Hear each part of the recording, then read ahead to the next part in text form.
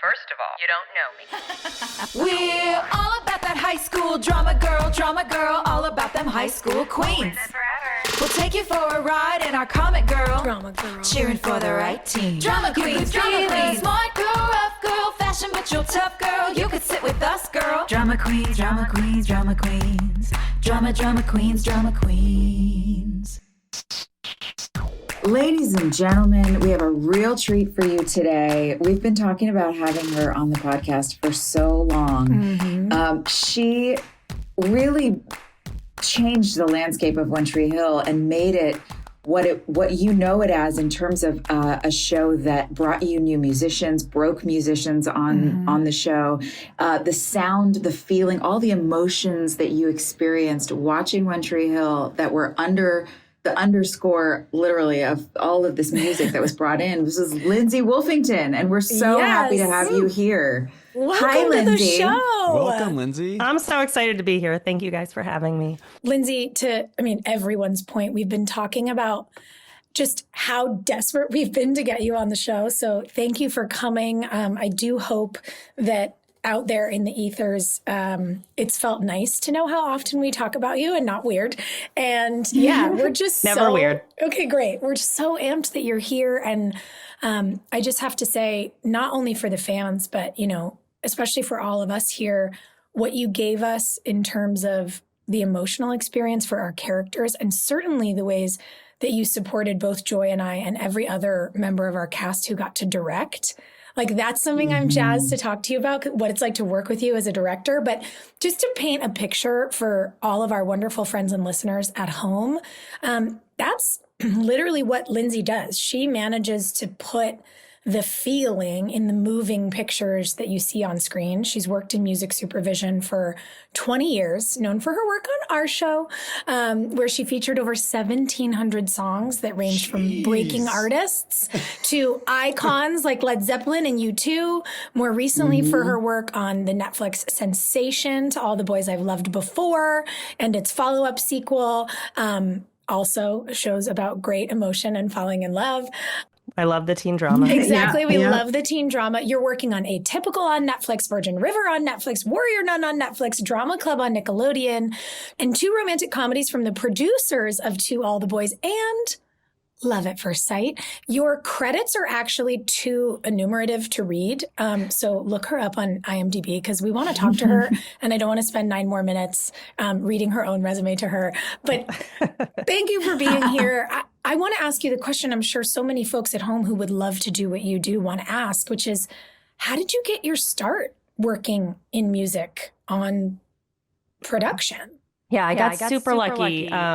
First of all, I got into it before it was popular and anybody knew it was a thing. So I worked in radio in college. I was actually a DJ at WBRU in Providence, which was a modern rock radio station. Wow. But all the DJs were actually students at Brown University. That is so cool. Yeah. My DJ name was Maggie Wolf because I was like, I don't want it to be my real name, but my first name's Margaret. So I was like, I'll be Maggie Wolf. So I worked in radio and I did a cappella in college, but then I knew the radio thing. I didn't want to continue. Actually, it's funny. Okay. Everyone wanted to move on and be a VJ, right? We all wanted Hilarie's job. But there were 3 people who could have that job. So I was actually a huge fan of the TV show Felicity, which was on the WB. And I noticed they used music so well, and a lot of music that wasn't necessarily a radio hit. And I was like, I bet that's someone's job. So then I went to the movies once and I stayed for the end credits and I saw the title Music Supervisor. And I was like, I bet that's what it is. So it was a lot of I bet that's someone's job. Wow. And I bet that's what it's called. So I was like, I'll move to LA. I'm from the East Coast originally. And I was like, I'll go to LA for 2 years and then maybe end up back in New York. But I'll go see what this is about. My first week in LA was September 11th, 2001. Not a good time to be cold calling people. But eventually I connected with an alum of my a cappella group who worked at Disney overseeing shows like Alias and Felicity. And I was like, oh my God, Felicity's my dream show. So he was like, I know the women who work on it. Your best bet is to start as an unpaid intern. I can send your resume over. And that was Jennifer Piken and Madonna Wade Reed. They had a company called Daisy Music. And at the time, they were doing Alias, Smallville, Felicity, and Boston Public. Wow. Were there bigger shows on TV? I think not. No, I met with them. They were like behind on paperwork. They were like, yes, we need help. It was right time, right place. And I was ready to dig in. And I worked unpaid for like a week. And then they were like, we can tell you're really into it and we can tell we need you. So I stuck around. But yeah, like that January, they were in Rolling Stone as like the it girls putting music to TV. So I learned with the best, right? And they were awesome. It was like, Sophia, you've been to the office. I don't know if you remember coming to the office, but it was like wall-to-wall CDs. And it was just 2 open rooms. So like you heard everything, right? So it's really an apprenticeship type business. And, I started off obviously like doing paperwork and like finding the song that you could barely hear in the cafe. But I remember like my first placement was a big breakup moment in Felicity. And it was this like super sad song by an indie artist called Sarah Slean.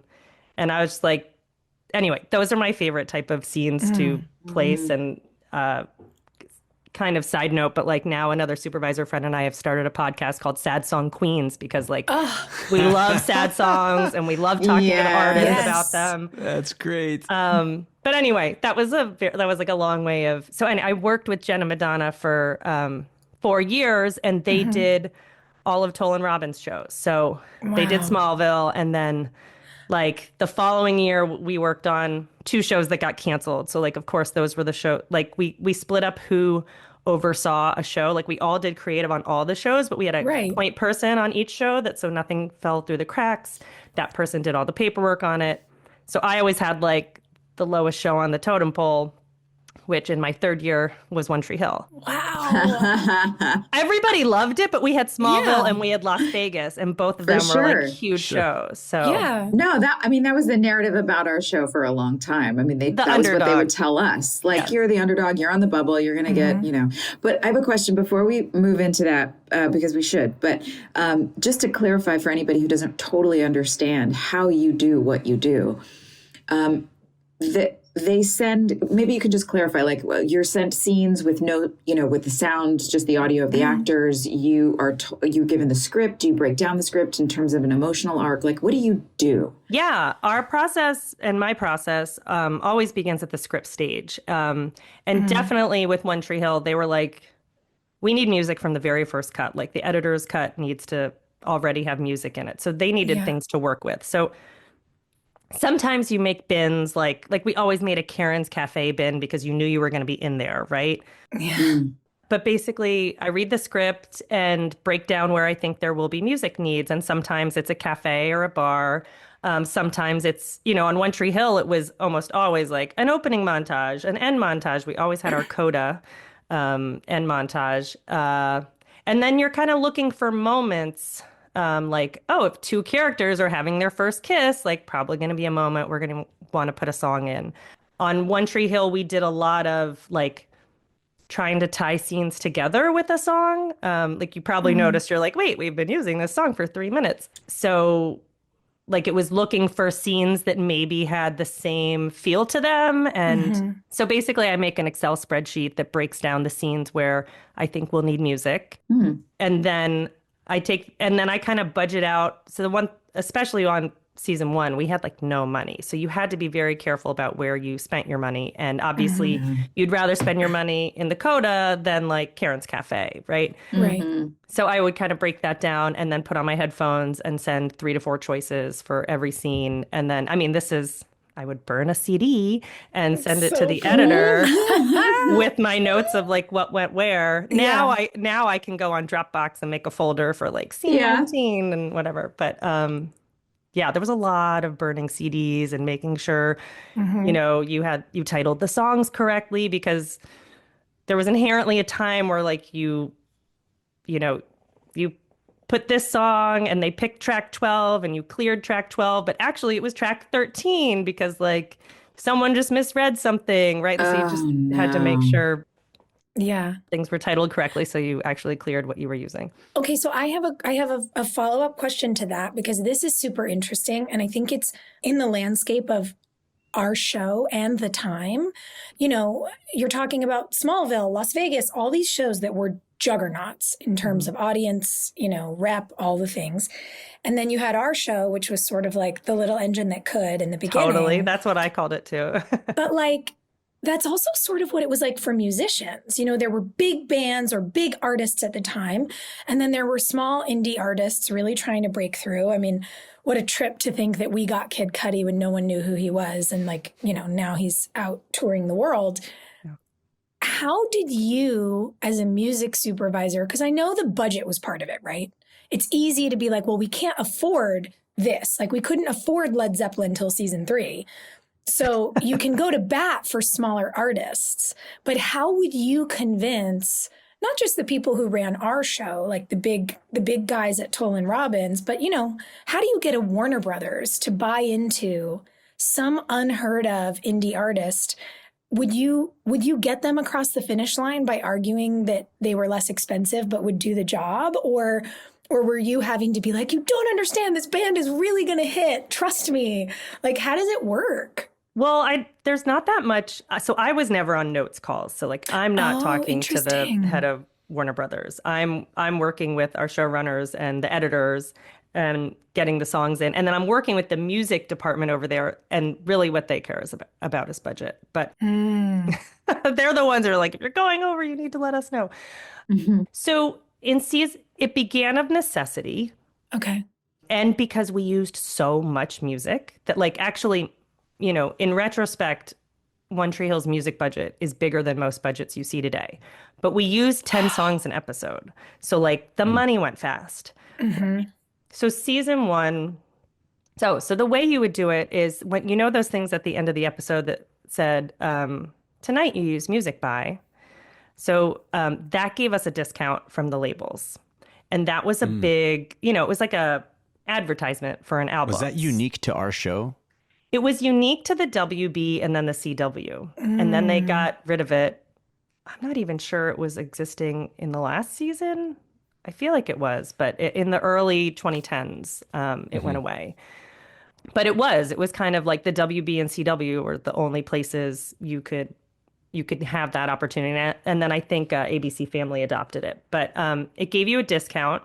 And basically any major label artist we used in season 1 pretty much had to take that for us to be able to afford them.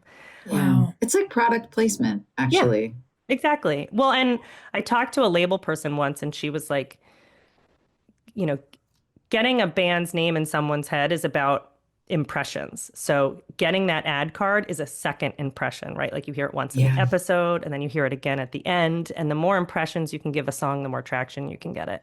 Mm-hmm. But in terms of everything else and all these indie artists, you know, we had Peyton as a character. So like from the start, like I think like in the beginning, like in the early scripts, like they wrote in the Ataris who weren't really, didn't license a ton. I think we used one song by them. But she had this punk indie thing about her anyway. So it was very clear. We used to make a separate mixtape that was called like Peyton's Playlist. And so like, and the editors knew that like if you were in Peyton's room, you would pull from that. Yeah. That's so fun to know. This is just such BTS that I didn't even know this was happening. I love it. Yeah. I mean, it was fun too, right? Like, you know, any person who works in music is like a little bit Peyton Sawyer at heart, right? Yeah, totally. So yeah, so we got some really cool, so I would, you would have people send you music that also was just like indie, up and coming, like either punky or vibey. So she was supposed to listen to indie music anyway. So that also like made things a little bit easier. And then I remember there was a point in a later season, because literally every episode I came to the spotting session, which is, have you guys talked about a spotting session? No. That is? So the spotting session is when like the episode is locked and we sit in the room with the editor and the composer and the music editor and the music supervisor and post-production supervisor. And we watch the episode and we talk about every music cue. So like score and song. Before there's any music put in, you just talk about what it needs to feel like. It's been temped up. No, so this is like, you know, this is after the studio has approved everything. It's like you're making the final alteration on the dress, right? Exactly. Okay. And most of the stuff that's been, score-wise especially, most of the stuff that is temped in is not final. Like we had some, like Nathan and Haley had a theme. So like that got reused a couple times. I don't even know if I would know what that is. I mean, I guess if I heard it somewhere in the recesses of my mind, I might be like, that's familiar. But I didn't know there was like someone scored a theme. Well, there were two, and it was like, and I'm sure we like used it on other people just because like it was, I remember season 1 and 2, there like the composer had created some cue and it was just so good. It worked like everywhere. Like it was like a romantic cue. And if you had a romantic moment, it worked. Did we have the same composer the whole time? No. So the first 2 seasons it was, or maybe just the first season, it was Mark Snow, who was the composer on Smallville. Yeah. Yeah. And then we hired John Nordstrom, and I was part of that hiring process. It must have been season 3 because, so the first 2 seasons I worked on the show with Jennifer Peiken and Madonna Wade Reed as their coordinator. So I'm not credited, but I was there. Yeah. And then season 3, and then they split up their partnership and One Tree Hill kept me. So season 3 on, it was like me alone doing 22 episodes a year. I was like, actually, it's funny. There's a guy who worked in our office who set me up with my husband. But like when he first came in, he thought I was a bitch because I was just like, I have a job to do. Like, stop talking to me. Like, you know, our show airs in a week and I got to clear all the songs. I'm not here to socialize. So season 3, we hired John Nordstrom. We found that often we would like temp with songs, like instrumental versions of songs by a band, like not necessarily songs you would know, but just you can probably tell like the score sounds like members of a band, right? Like it's real guitar. There are drums in there, you know, especially when like Explosions in the Sky came out. Like, you know, that score definitely inspired some of our score. So we hired a composer who would do that, who would like bring in like basically a band and like write our songs because, you know, our producers were like band people. They wanted everything to sound like a song. So we had so much original music. Totally. But Haley and Nathan's theme, there's definitely a moment, and I haven't rewatched everything, but there's a moment, I think, does he re-propose to you by a lake somewhere? Does he? I mean, we got married. Does he re-propose? There's a moment. Anyway, it's definitely in that scene, wherever that is. Okay, I'll look for it. At a cabin. He re-proposes at a cabin. I have no memory of this. Oh, I'm sorry, guys. Don't hate me. It's when we go to Rachel's cabin. Yeah, but I don't remember Nathan re-proposing. I'm remembering it because we were all so surprised when we watched it on the podcast because there was that dock behind his cabin, but we all remembered the like nighttime scenes where we were all cozy around the fire. Coat? I think so. Isn't it funny the things that come through? You're like, here's the coat color. I'm like, there's a lake. Yes, I was in a green coat and my hair was down. That's right. I remember this now. Okay. Ah, that's sweet. Okay, wait. I do have a question now about our theme song because were you there from the beginning? Did you find Gavin? Was Gavin a friend of one of the higher ups on the show? Like, how did that come together? Because that theme song is so epic. Totally. I can't take credit for the theme song. Madonna Wade Reed brought Gavin's song to the table. Okay. So we made like a CD of ideas, and I believe he was on it. I think a couple songs from him were on it. And Joe Davola was just like, this is a hit. Yeah. Like, oh my God. Yeah. So yeah, and so that album, it was on J Records. Nothing was really going on with him at the time. And it had been out a little bit, right? So wow. And actually, our showrunner had a Get Up Kids song in mind called Overdue, which we actually did end up using in the show and putting on one of our soundtracks. But it was a little less up-tempo. So obviously, like, Gavin made a bigger splash. Yeah, totally. Yeah. And everybody loved it. Because that song comes in with such energy. And it's interesting. We are currently on the podcast in season 8. And season 8, every episode, an artist covers it. Yes. And I don't mean this to be critical in any way. They're all incredible. And it's cool to see how someone reimagines something. But every time I hear a cover, I'm like, but that's not the energy of the song, you know? Yeah. And maybe it's because we spent 8 years getting so used to the song. But it's sort of surreal when you realize that the actual music in a song can be energetically thematic of a show itself. Mm-hmm.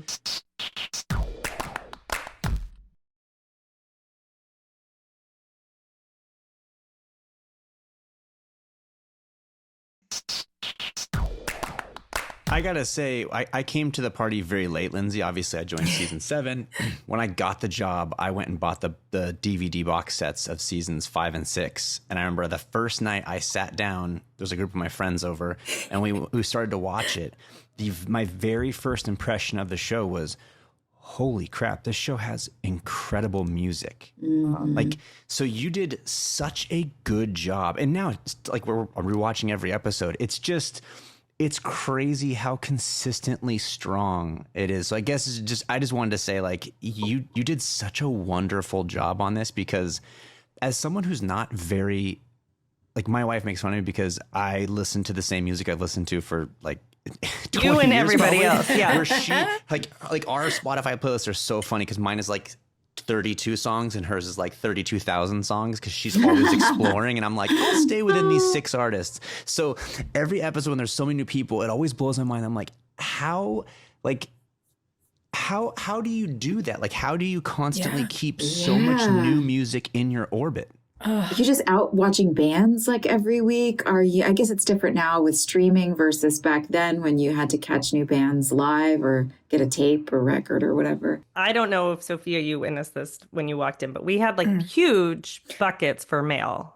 Yeah. Like, too. Like, people sent us CDs all the time, and then figuring out what was actually good was the hard part. Yeah. But it was also like, you know, still working now, and there's great music always, but it was a really great time for music, and especially like indie rock, which was like a lane we lived in a lot. And I was 24 when the show started, so I really lived and breathed this show. Like, I was into it. I was a fan of it. I loved the music we used. I loved how we used music, which I know, like, it's a lot for some people. Not all shows want wall-to-wall music, but it was so much fun. And to like your point, Rob, I also think there was trust. Like, for me, it was really amazing too, because the editors would be told, like, don't just throw in your own music, like, use what Lindsay sends you. And part of that was budget, but that was also like, every once in a while someone would like throw in a song and you'd be like, whoa, that's for a 40-year-old audience. Like, that we are catering to 15-year-olds. And I think the other thing about catering to a young audience, they're into music discovery. So using new artists is like exciting, and breaking an artist, or like using an artist or a song you've never heard before and connecting it with characters that you really care about is right. Like, it can be a pivotal moment for the person, and it can be a pivotal moment for the artist. Like, honestly, oh my God, Joy, I almost called you Haley. I was like, I'm gonna call them their character names. It's gonna be bad. But like, when you made Halo and we put that on the second soundtrack, that song was used in the episode the day the soundtrack came out. And the label, Maverick Records, I think, was a little bit worried. They were like, wait, like, why is this the song we're leading with? I was like, you guys, everybody loves Nathan and Haley. If this is the Nathan and Haley song, that's the song they're going to identify with. And it did great for us that first week. Yeah. Yeah, it was huge. By the way, how kick-ass was that song? I'm so jealous that you got to sing it like that. I mean, Cara Diaguardo, who wrote that, is super, super talented. And So cool. I'm lucky I got to. But what you were saying about characters, how it, can support these different characters. I think it's also because the music, and maybe you and the composer, but you kind of created a character that was in the show with us at all times. So that's what the audience was feeling. It's not just like a score that supports things. And you're right, not every show lends itself to having wall-to-wall music, but because the musical sensibility that you guys had really became its own character that we all were interacting with emotionally. Yeah. I think that's what made it so powerful. And then you have the actual characters that came on the show, like we got Sheryl Crow, we got Tyler, who came in. How many of these musicians, Kate, Michelle Featherstone, I don't know if people knew Jana sang when she came on. I'm not sure how that worked, but like, what was your role in bringing in actual characters onto our show who would sing? Yeah, so I was definitely involved in that. So Sheryl Crow started it all, right? Gavin being on camera in season 1 was part of the soundtrack deal. That was part of the theme song deal. Wow. That he'd get to play it on camera. Exactly. Yeah, smart. And then the Sheryl Crow thing happened because she had a best of album, and Interscope Records called us and was like, oh my God, we'd love to get Sheryl to perform live on a show. And she was calling us as people who were working on 4 shows, right? She called us? She called What? Daisy Music. I think they were like, so to be like, does Las Vegas, does Smallville, does whatever, I Where feel do like we I had 4 fit? shows. Yeah. And they were like, we want it to air in February because maybe that's when it came out. She was on tour, wasn't she? Yeah, she was, because it was fast. She was in and out very fast. They wanted to air in February, and the only show we were working on that hadn't filmed all their episodes that were going to air in February was One Tree Hill. Whoa. And of course, Lucky us. Joe Davola was like a huge Sheryl Crow fan before anyway, so he was like, we have to make this happen. Ditto. And Jimmy Iovine used his private jet to fly her out on, it was Super Bowl Sunday. She flew in and out. Who's Jimmy Iovine? He's the head of Interscope. Joy! Joy, as the only musician in the group of the 3 of us, I love that. You should watch that documentary, though. There's a documentary all about him on HBO. Who's this Steven Spielberg guy? Is he like a big deal?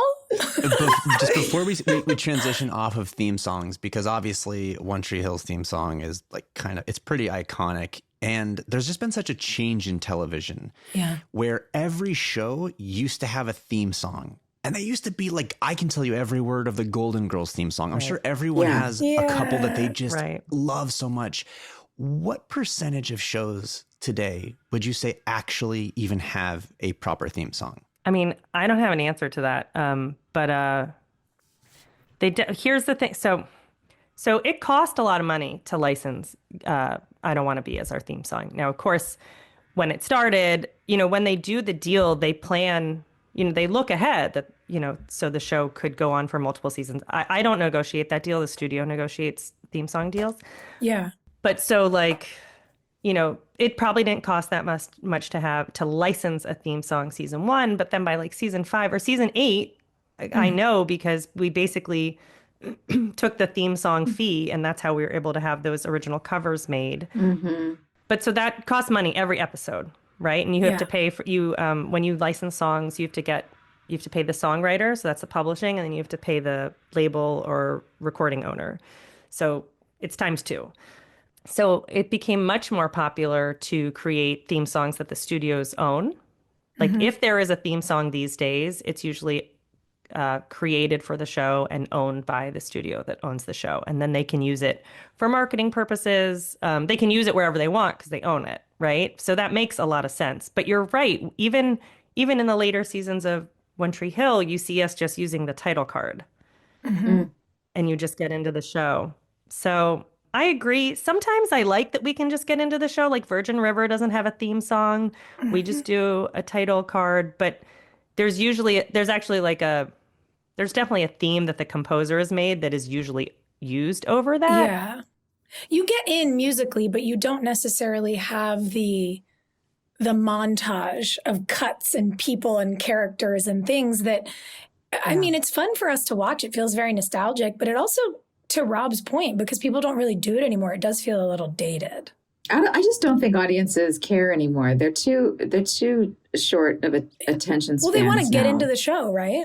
Yeah, it's like, I don't care who these actors are. I don't care who's telling me this story. Just tell it to me. Nobody even stays for credits after movies. I watch people after Broadway shows leave before the curtain call. People are just so selfish. And it's like cursive. It's crazy. That's crazy. People are to like, me. we know it's there. It just takes too long. Let's just get right to it. I mean, No, I hate it. But cursive actually makes your life easier. It's a whole other story. You will write faster if you learn cursive. Yeah. Wait, but tell us more about, I do want to know about how Tyler and, we got Sheryl Crow, but I want to know more about this. Oh, yeah. Sheryl Crow, we took advantage of an opportunity, and then we were like, hey, this is really cool.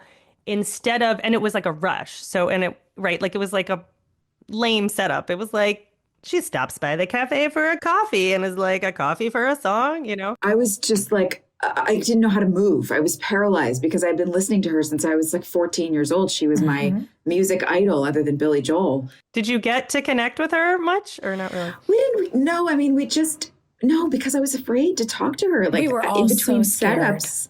We're so intimidating. That's how I felt when I came to set, because I was like, Yeah. oh, like, I'm not usually here. Like, you guys probably didn't even know I was there. I don't really remember. I just remember I was actually really glad that I was also such a fanboy that I was like, can I come to work? Like, I remember asking, I'm not in the scene. Am I allowed to come? And they were like, well, yeah, you work here.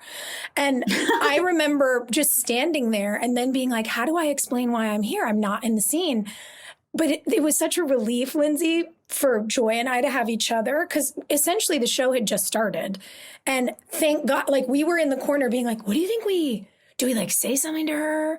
We shouldn't. We should like stand. What should we talk? We should be talking to each other. And then it was like, we were talking about what we should be talking about when Sheryl Crow was looking at us instead of just talking.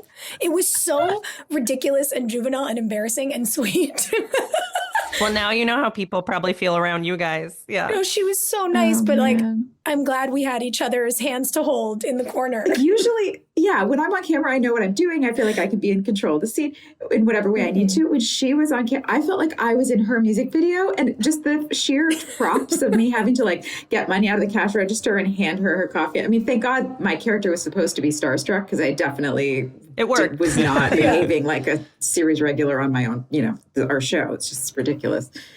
And then what about Tyler? Well, and just to jump off Sheryl Crow, I think they were like, wait, these labels and musicians might want to be on the show. Like, that's the coolest thing ever. Instead of having it be Karen's Cafe, like, let's create Trick so that when people come, they're playing a venue and it makes sense, right? Oh, that's so great. Yeah, because you can't keep getting big artists to do what is essentially an open mic night. Yes, exactly. Right. Wow. Yeah. So Trick wasn't even a plan on anybody's schedule until we were like, oh, we could get real artists. They need a place to play. Let's have one of the characters open up a bar. That's my understanding of it. Yeah. Whoa. Wow. Yeah. And again, the character of the music itself and what you guys created, that is how the writers would write. They would watch what's going on with the characters and go, you know what? I think this character is going to do this next. And so the music really had its own body in a way. Wait, and that makes me want to ask a question, because I was wondering earlier, given the fact that you guys would make these playlists and essentially suggest songs for scripts, I was like, oh, I wonder if we ever changed a script or wrote a scene around a specific song. Clearly, we wrote a whole scene around Sheryl Crow coming to sing. Great question. But did that continue to happen? Like, if you guys would read a script and some song would feel perfect, would the songs actually inspire the scenes as the show developed? Well, so we made mixes. So we called it handpicked. So we would make a mix that was just like stuff we generally thought was good for the show. And then there was like the Peyton's mix. And then there was a Karen's Cafe mix, but that was usually just like indie singer-songwriter to go in the background. And, our producers would listen to them and like, I think write with them while listening to them. So So there would be conversations like, oh my gosh, I really like that song. I'm thinking of it for this thing. I don't know that it would necessarily inspire a scene, but the whole schedule of like shooting kind of July to, or at least like end of April. Right, end of April. But my job continued through May. So yeah, the job was usually almost like August to May. So in June, there was usually like, I remember, I think it was after season. I don't know what year it was, but like, I just remember discovering the Frightened Rabbit album that like we used a bunch of songs off of. I can't remember the name of it right now, but like, I remember just like listening to it in May or June and like handing it over to them and being like, I think this is the sound of next season. Like even for score, like the instrumentation was so cool. And then like a week later being like, yeah, I think you're right. Like, this is so cool. I love it. So there were things like that, right? And then there were things like I would get a tip like, hey, I think we're going to write in a character, like Peyton's going to sign an artist, right? So with Kate Fogel, they're like, Peyton's going to sign an artist this year. I'd love some ideas of who you think would be good for it. So I like went away and like was like, like looking up who I thought or like going into my iTunes when I used to listen to music on iTunes, and being like, who would be cool for this, and maybe talking to the labels, being like, would they be open to this, or like, who do you think, who has a new album coming that might want to promote it by being on the show? So for Kate's role, like, and then I like walked in to their office with like a bunch of CDs, and I was like, okay, here is Susie Sue, who's an artist, like an independent artist we had used a bunch of times. And then I was like, wouldn't it be cool if Haley from Paramore was like this girl? Right? She felt very Peyton's vibe. But of course, so she was on the list. The label was like, she's not doing solo stuff. So like, sorry. And then I remember like them being like, what about this girl, Sarah Bareilles? And I was like, okay, I'll bring that album over. Anyway, so there were all these. And then Kate's album was in front of us, which really had a lot of songs. So part of what we listened for was like songs on the album that we knew would work for the show. Because like, if you can't use the artist's music, then the doesn't make sense to put them on the show. Yeah. Right. And Kate was managed by Debbie Wilson, who had managed Gavin previously. Wow. She was like, she knew the drill to like, she knew the value. And Kate was young too. Like, so she fit the mold, and was obviously awesome. So that worked out really well. Yeah. That's so cool. She was on MySpace records. Like that's Oh like my such God, a moment in Right. time, right? MySpace. Oh my gosh. So cool.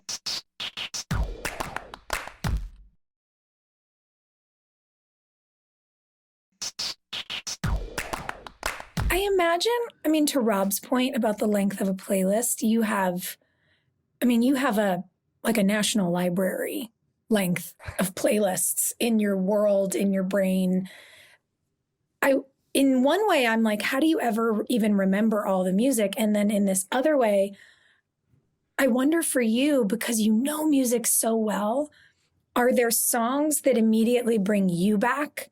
Like, if you hear a song, you feel like you're back on One Tree Hill. You hear another song, you feel like you're on Smallville. Does music just pull you into all these kind of memories as you're out in the world? I mean, definitely. Just like you would, like when you're in a relationship and you have like songs from that time period, right? I actually, Right. So I don't know if you guys know, but I lost my home in the Palisades fire. So like, Lindsay, I'm sorry. I'm so sorry. so I have lost all those CDs, but I did have in my car one of those. I still had a CD player in my car, but one of those things you put on your visor that has Yes. like Yeah. 20 things. All So the CDs. I have that, and most of them are mixtapes from like, or mixed CDs, right? That I made Yeah. from like 2007 on or whatever. So Wow. those things, because I used to make them for myself to like take, or I'd make them for the show, and then I'd also like take them home and listen and in my car. So I do have those, and there's definitely songs that we didn't even use that like I just thought would be so right and tried to get in the show so many times. So like some of those Wow. bring back memories. I definitely have some favorite placements. I definitely also have some like heartache. There were, not everybody said yes. Yeah. Who were you after? This is what I wanted to ask you. I was dying to know, like, who is your white Yes. whale? Like, is there an artist or a track that you just were never able to get? Well, I wouldn't even say, well, I guess a career white whale. I've never been able to license No Doubt, and I am a huge No Doubt fan. Ooh, We yeah. actually, Same. season 1, there was a scene where like Brooke drives to or I don't know what season it was. Brooke drives to the river court in her like blue bug, right? Yeah. And we had temped in No Doubt, It's My Life, which was So big at the cute. time. Okay, And of course. we did not get approval on that. It wasn't that was a kind of a throwaway moment. It's not like the song hinged on the montage. Yeah. How did it go with direct? We had so many incoming directors on the show, so many guest directors. It was a constant revolving door. Were there many times when a director would really insist on their like music that they really liked, and you're like, this does not work, this is not what we should be doing, but you had to sort of just let it go? Or was it always up to the producers at the end of the day to be like, Lindsay, fix it? It was always up to the producers. I mean, that was the interesting Okay. thing, right? Like the directors Yeah. come in and out. So it's really up to the producers to keep the tone. I'm sure you felt that Yeah. too from like Prange and Hartley and those people who were there like every. So we definitely had, there was one director who was very, like everyone was different, right? Like some people were really into music and had strong opinions and others didn't. And yeah, there was only like one who was like super opinionated about music, but he had good music taste. We just couldn't afford it all. So, oh yeah. Okay. He was like, in this scene, we're going to use the Beatles again. Yeah. So that's actually something I really want to touch on because you've alluded to when I got to come and visit your office, and it's what we were mentioning early in the conversation. As directors, it's so exciting to work with all your department heads and to plan amazing things with your camera department and figure out what equipment you're going to get to rent. Like, I remember when we were doing our seasons as directors, it was like, am I going to get a crane in my episode? And it was a really big deal to figure out your music. And I think especially for us, whether it was cast directing or some of the folks you mentioned, Lindsay, like Greg, who directed, I think, maybe more episodes of our show than anyone because he was our on-site executive producer. It was exciting for us to know the show so well, but also know our place and understand as directors, we were very new. And I know I said thank you at the time, but I want to reiterate it. I'm still so tickled when I think about the fact that when I flew to LA for my first day in the editing room, I called you because A, I wanted to come in and really see how you did your job. And B, I was bringing one of my best friends, Jenny, who was shadowing me as a director, who now, by the way, is producing on like Marvel and Showtime and crushing. Dang. They grow up so fast. I'm so proud of her. But at the time, her dream was to be a music supervisor. And you were so generous with your time because not only did you bring us in and go over song options with me and how things work and show us the bins and explain, how you would get to these playlists you suggested for us as directors on these episodes. But you answered all of our young person questions about work and getting jobs and all the things. And I remember when we left your office, you'd given Jenny a stack of CDs. I was like, please take them. Yeah. By the way, you probably were like, get this out of my office. But she was like, I can't believe Lindsay gave me all this music. Aww. And it was just like, it's a memory of a time in my life that I will never, ever forget. So from the professional side to the personal side, just thank you because you're a great coworker and you're also a really great mentor and friend. Oh, I mean, thank you. I really appreciate it. Maggie Wolf. Maggie Wolf. Who is that mysterious person? I remember feeling that way, right? Like I remember, and I was still, kind of young enough to remember how that felt. To like come in with so many questions and to like, it's, I teach music supervision now. So I always tell my students, because now that I'm like so far into this, I'm like, if I say something that you don't understand, and it's even happened in this conversation, I'm like, oh, a spotting session. You're like, wait, let's talk about what that is. Yeah. Like, stop me and ask me what it is, because I am beyond the stage of remembering what I didn't know. But when you are close to beginning out, you kind of remember like, oh, what did I want to know? And yeah. I mean, I remember going to my first spotting session on Felicity, and I was like, and there was like a 5-minute conversation about like, does the cue start on him or her? And I was like, whoa, like people really think about this stuff. It's amazing. Yeah. So yeah, and to your point, Sophia, like there was always music in the editor's cut, and then we would revise in the director's cut with what they wanted, and then we would revise and sometimes, but for me, it was important. I actually really liked connecting with the directors because the more music could be in a good place before getting to the producers, the more the job is done. You know what I mean? Like, That's and so that, cool. and actually to your original question of like, how did you convince studio people to let you use indie artists? And I always say this, and I think we proved it multiple times on One Tree Hill, like if the song works in the scene, nobody's going to complain about it. Like we had a couple times where we would temp with a bigger artist. Actually, I have 2 examples.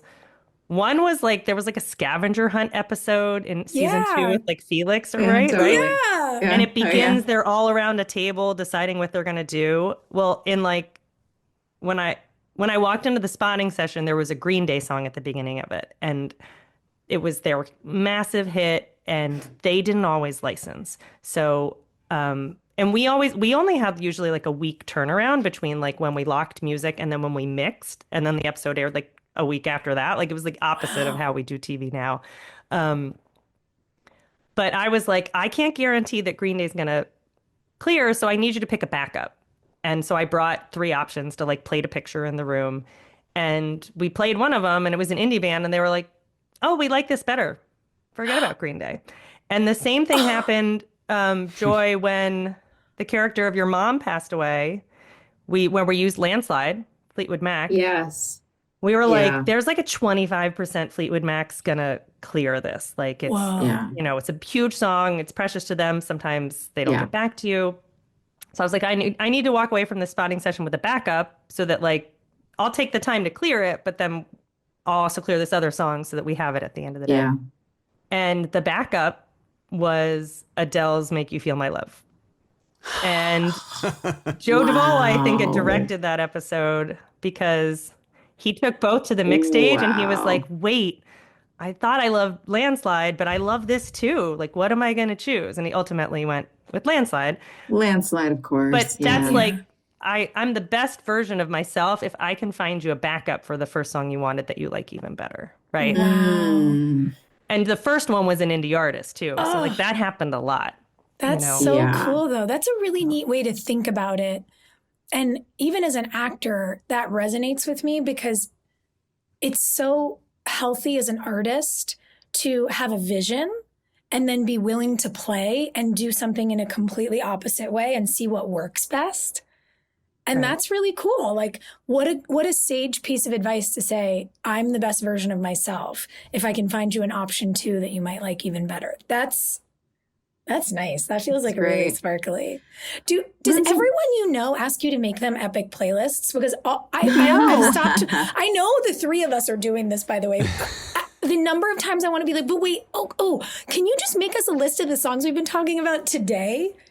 Does everybody ask? What, for playlists? No, I mean, I definitely in college, I made a mix every semester, a mixtape. Yeah. Yes.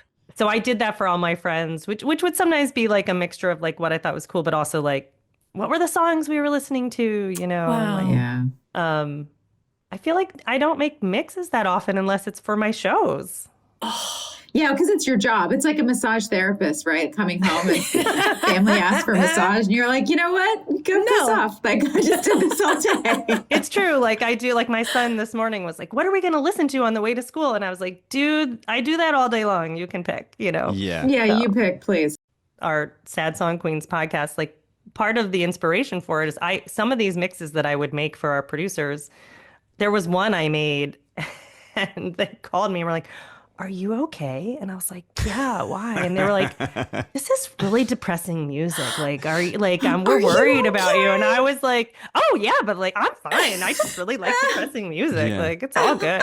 You're like, have you seen what happens in your show? I know, right? I know. I was like, it was sad, but like my favorite moments were like, ooh, like, someone's dying? Like, amazing. Yeah. We're going to find a funeral song, Well, actually, the flip side to Sophia's question then is, are your friends constantly throwing music at you? Like, is your phone just blowing up with people being like, do you know this band? Have you heard The Night Game? Have you heard Lakeshore Drive? Have you heard like all of the, they're just like throwing things at you all day long? I mean, not my friends. So my friends, probably like my like non-work friends are like, not that into music. So they're just like, okay, whatever you say. You don't have to talk shop. They're like Rob. They're still listening to the same 30 songs. They're happy with whatever like Spotify throws them. And then I think my work friends wouldn't do that to me.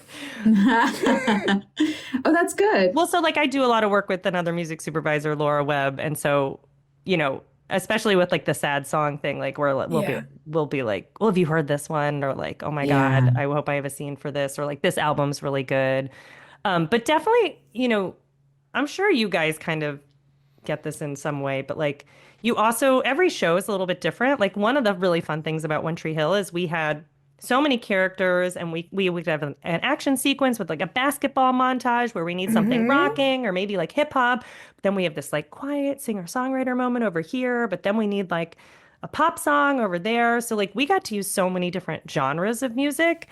And then sometimes I work on Virgin River and it's a like the heart and soul of it is singer-songwriter and folk. Yes.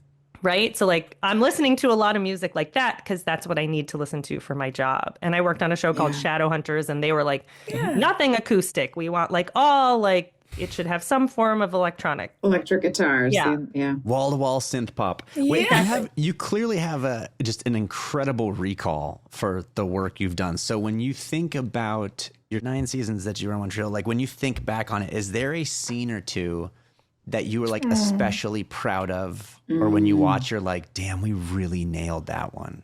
Yes. So actually someone interviewed me in like 2012 and were like, what were your top favorite syncs? And they're still kind of the same. I really loved season 2, that whole plot line of Haley going on tour. Plus it was so cool that like the tour really happened and like, so cool. Yeah. But also I had that like, I broke up with my college boyfriend because I was like going to go pursue music. Like, so I like that Nathan Haley storyline. I was like, I get it, Haley, I get it. But so actually the song where she leaves and he finds out that she's left for tour is a 6-minute montage. And they had originally temped in something we had already used that we wouldn't use again because we had already used it in a big montage. So I was like, oh, okay, like I literally sat down with the boombox and the TV and played songs to picture. And the song we used is Keen, She Has No Time. And I was like, that album was great. So I was just like, let's see what's on this album. And I started it. It started with the scene. And it's Brooke, you're like running for student council. So you're giving that speech. Brooke, I just called you Brooke. I'm so sorry. Sophia, okay. Brooke is running for student council. Anyway, and I played it and it started and it built and built and it hit the moment where he like throws her keyboard into the wall, which is so like intense and dramatic. And the lyric is she has no time, right? Like she has no time for you now, right? Like it was written for it. Yes.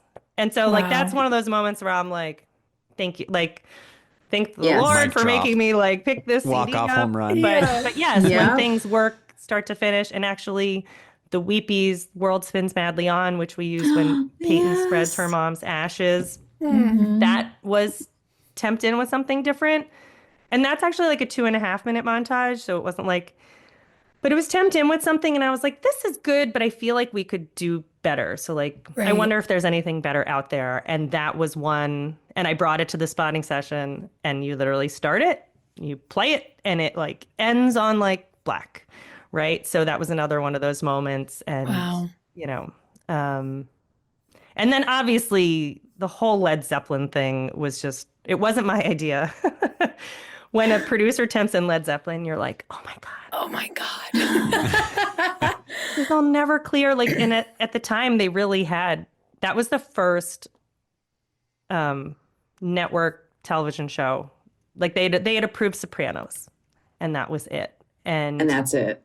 But basically getting Led Zeppelin was a coup. We picked a backup. Like we were like ready to go that it wouldn't clear. But it was so epic. I'm so glad it did. Like that was unbelievable. That was edited to the song. So yeah. And apparently there are like 3 writers, and historically like maybe one would approve, but the other 2 wouldn't, or 2 would approve, but then the 3rd wouldn't. And they all said yes. And I remember I was driving to Coachella and the publisher called me and was like, you'll never believe it. But they said yes. Oh my gosh. So killer. That's amazing. I also bet for Led Zeppelin, I mean, the sequence was so incredible and we got to use the whole song. But talk about a way to introduce your amazing music to a younger audience. Like, it was perfect. Totally. And I think that was part of our pitch, obviously. And honestly, I hadn't been a huge Led Zeppelin fan, like historically. But if I had heard that song, maybe I would have been. Like I didn't know the song before we used it. Yeah. So. Oh, so Lindsay, good. it's so cool.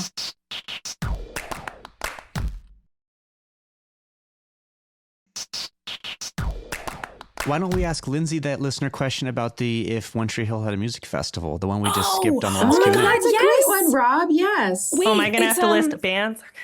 Yeah. It doesn't have to be like long or thought out, Lindsay. You can just sort of like rip a couple out. We're just doing a music festival. What bands for sure are you bringing in to do the One Tree Hill Music Festival? I mean, let's make it a wish list. Yes. Right? Yes. So it should be Gavin. It should be the Wreckers. Oh, yeah. Joy. that'd be Tyler, fun. Kate, right? Like, all Grace all Potter. the usual suspects. oh yeah, Grace Potter, great call. Yeah, Grace was great. And then I would say Jimmy Eat World, Keen, Snow Patrol. These are like seminal artists who we used early on. Oh yeah, Angels and Airwaves, Fall Out Boy. Oh my God. Bring Yes. back Jack's Mannequin. Oh, Jack's Mannequin. Right. I was there for that for a couple. I wasn't always on set, but I was there for that one, which was super fun. Yeah. And then I'd probably throw in like who I think today's, yes. like who would we use today, right? Like who would that be?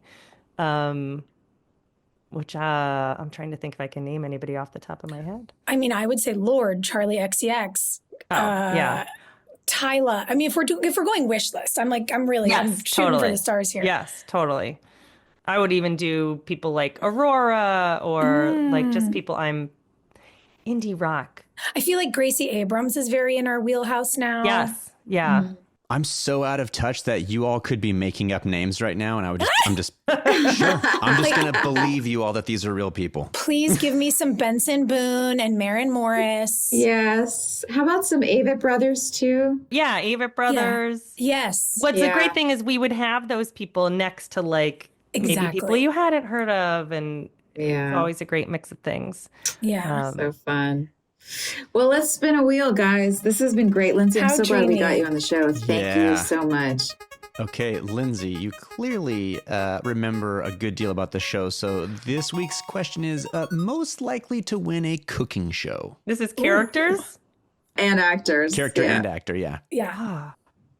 Who cooked? Did we ever see anyone cook on the show? I mean, Brooke burnt the turkey. Yeah, it definitely wouldn't be Brooke.